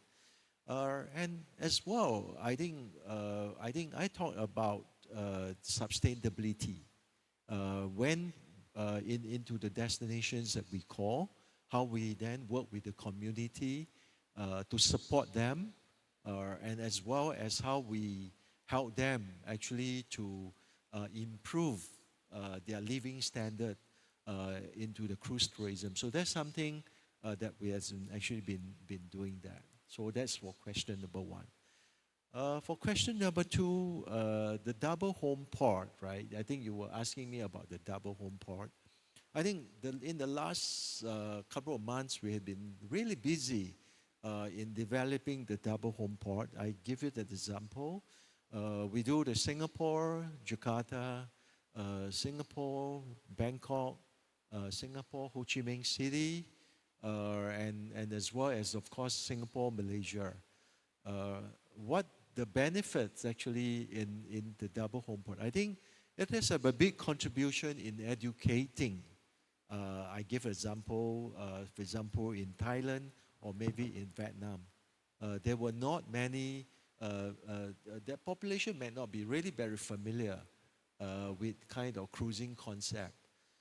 With a double home port, you can really educate the public through your marketing effort, through your publicity, through the partnership that we work with the local government. Now, when you do not have a double home port, they always sees the cruise ship calling in there for 10 to 12 hours. But with a home port, you'd actually reshape the way of thinking. You reshape the way that they were willing to commit. You reshape the way that they open up their mindset in the industry. So actually with that, it really help in growing the cruise business. Not just actually for the home port, but meanwhile, when we have a deployment, take example, we take people to Jeju Island or we take them to Busan. That actually help us to grow that market as well. Yeah, so that's my two answer. Thank you. 말씀 정말 감사합니다. 다음은 히로히토 이토 소장님께 여쭙겠습니다. 아까 발표하실 때 항만 간의 네트워킹의 중요성 말씀하셨는데 굉장히 동감하고요. 그리고 제가 되게 좋아하는 말도 여러 번 언급하셨습니다. 크루즈 시장은 철저한 공급 시장이다. 공급 시장이 수요 시장을 만든다. 이 말씀 굉장히 인상적이었습니다. 그 발표하신 내용 중에서 가장 궁금하게 생각되는 부분이 있었습니다. 그게 뭐였냐면 정부와 민간의 파트너십으로 국제 크루즈 허브 지정 운영에 관해서 말씀해 주셨는데 이 파트너십을 갖게 된 배경이 무엇인지 하고 그다음에 그 목적이 무엇인지 조금 디테일하게 말씀해 주셨으면 합니다. 그리고 거기에 이어서 한 가지 더 여쭙겠습니다. 아까 말씀드린 크루즈는 철저한 공급 시장에 의해서 수요 시장이 만들어진다. 그런데 일본에서 도쿄와 요코하마 그 항만이 최근에 많은 선사들의 사랑을 받고 있고 빠른 속도로 성장하고 있는 걸로 알고 있습니다. 그런 측면에서 그 주요 경쟁력이 무엇이었고 또 어느 정도의 규모의 선사들과 방문하고 있고 또 승객들이 어느 정도 규모인지에 대해서도 말씀 부탁드립니다. はい、ありがとうございます。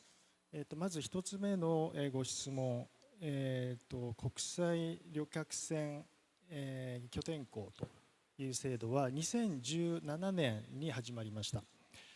で、2017年当時は急速にクルーズ船の寄港が拡大していたにもかかわらず停泊できる岸壁が少ないという状況でした。そういった状況の下で、港湾管理者が予算を立てる時間が非常にかかるということ、また逆にクルーズ船社は早くターミナルが欲しいと、特にいつでも使える岸壁の優先権が欲しいという話になって、その両者の思いが一致してこの拠点港湾制度というのができたという形です。で、現在もうちょっと細かく言うと、クルーズ船社がターミナルを整備をして、港湾管理者が関連する施設の整備をするとともに、港湾管理者が、船社に対して岸壁の優先権を付与するという制度です。で、先ほどの私のプレゼンテーションの中で9つの港が日本政府から承認されているという話をしました。で、現在の状況はそのうちの2つ、佐世保と八代が今供用開始をしていて、その他の港湾に関してはパンデミックの影響で、ちょっと調整が今遅れている状況ですが、今検討中という形になっています。で、2つ目は、東京湾、特に東京港がなぜ増えているのかっていうところですが、東京港の、昨年は寄港回数が72回で、うち8割から9割が発着クルーズになっています。で、旅客数は約20万人になっています。使っている船会社は MSC、シルバーシー、リージェントセブンシーズっていうのがメインに今はなっています。で、なぜ選ばれるのかっていう背景なんですけれども、まず東京国際クルーズターミナルがオープンしたのが2020年の9月になります。その以前は晴海、ふ頭というところで東京港のクルーズ船は受け入れていました。ただ晴海ふ頭の前にレインボーブリッジという橋があるんですね。橋の桁下の制約で5万トンクラスまでの船しか入れないっていう状況が続いていました。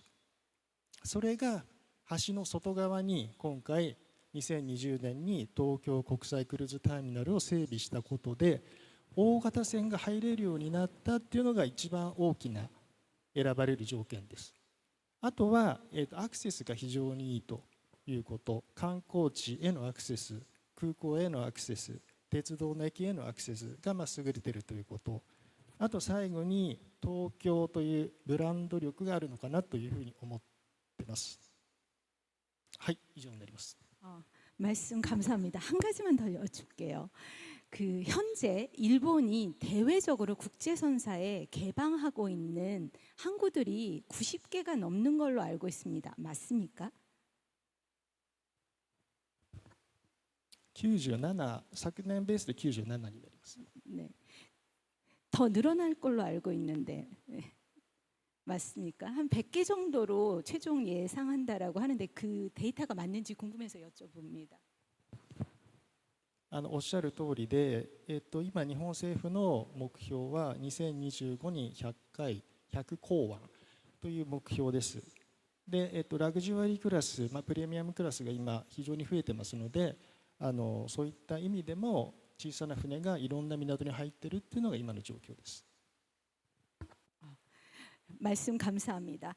오래 기다리셨을 텐데 강효진 실장님께 여쭙겠습니다. 사실 발표할 때 충분히 말씀해 주셨지만 인천이 코로나 이전에는 기항지 위주로 시장을 육성하셨는데 최근에는 그 한계를 넘어서 모항 중심의 시장을 육성하고 계신 걸로 알고 있는데요.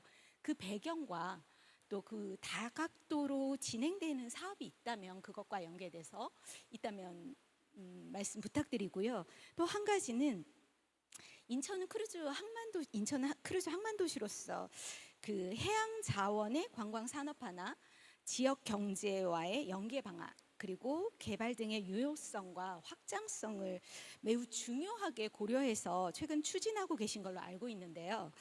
업계 일선에서 종사하시는 분으로서 인천항만공사가 선사 유치할 때 가장 집중적으로 중요하게 고려하는 부분이 있다면 말씀 부탁드립니다.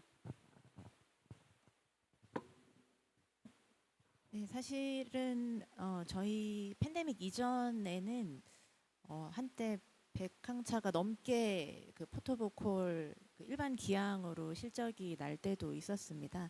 사실은 하지만 뭐 좋은 점도 있었지만 그때 당시 중국발 크루즈에 대한 의존도가 좀 높아서 그 부분에 대한 고민을 계속 해왔고요. 그리고 어떻게 하면 좀 말씀하셨던 그 지역 경제의 최대한의 좀 파급 효과가 있을까, 그리고 부가가치 창출에 기여할 수 있을까 하는 부분을 계속 고민을 해왔습니다. 다행히 이 동북아 지역에 계속 크루즈선 투입이 확대가 되면서 일본, 요코하마 그리고 중국 상하이 이 외에도 북중국 쪽에도 더 많은 플라잉 크루즈가 가능한 홈포트를 찾고 있는 그런 수요들이 발생을 하게 되면서 인천항에 기회가 왔다고 생각을 하고요.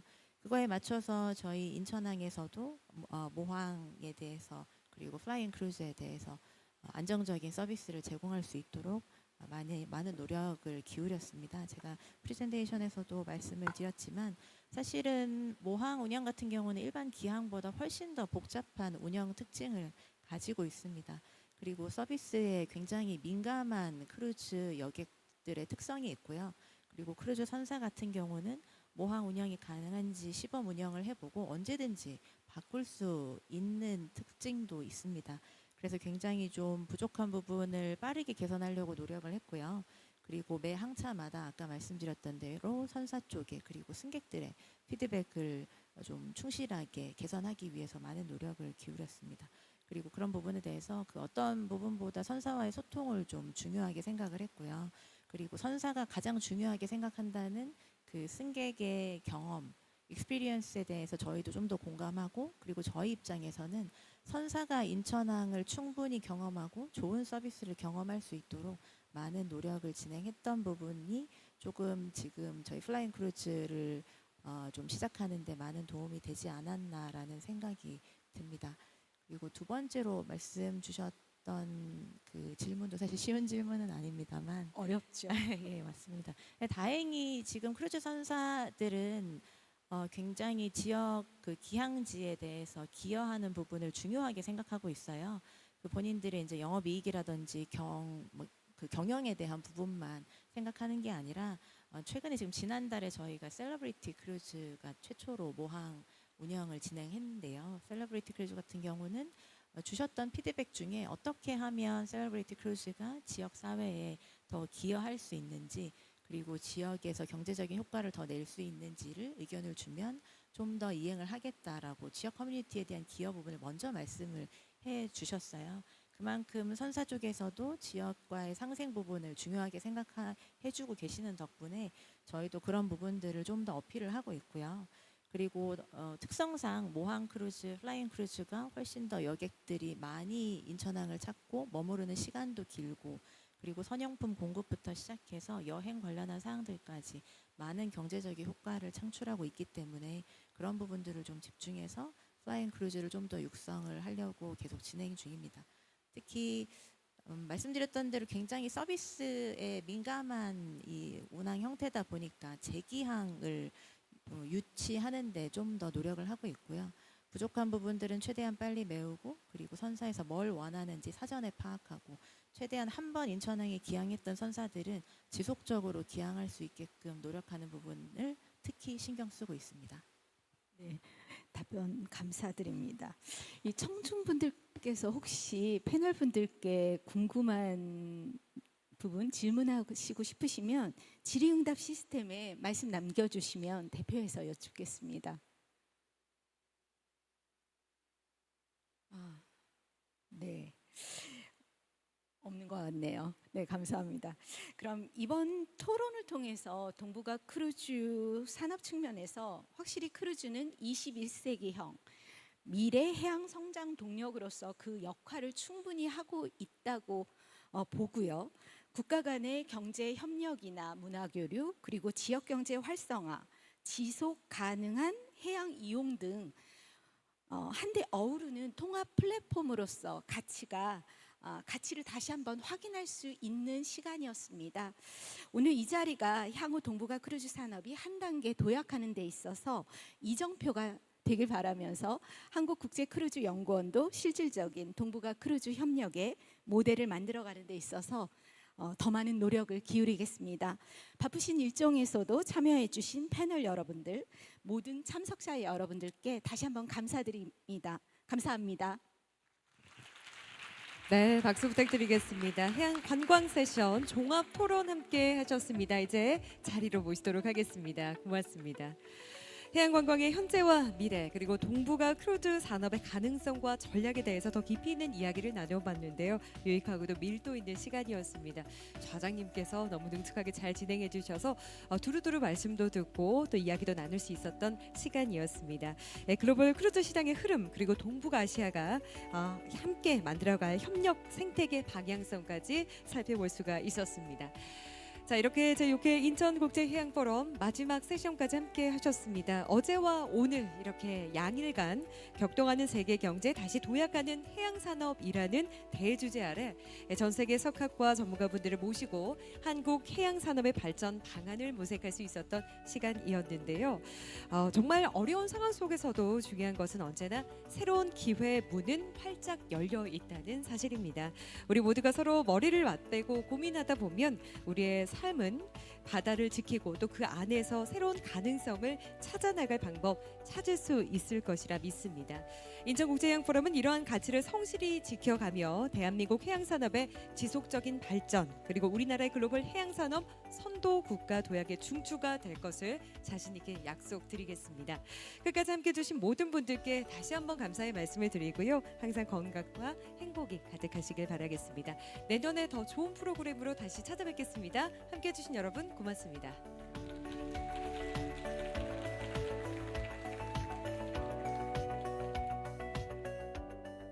네, 그리고 추가로 5,000원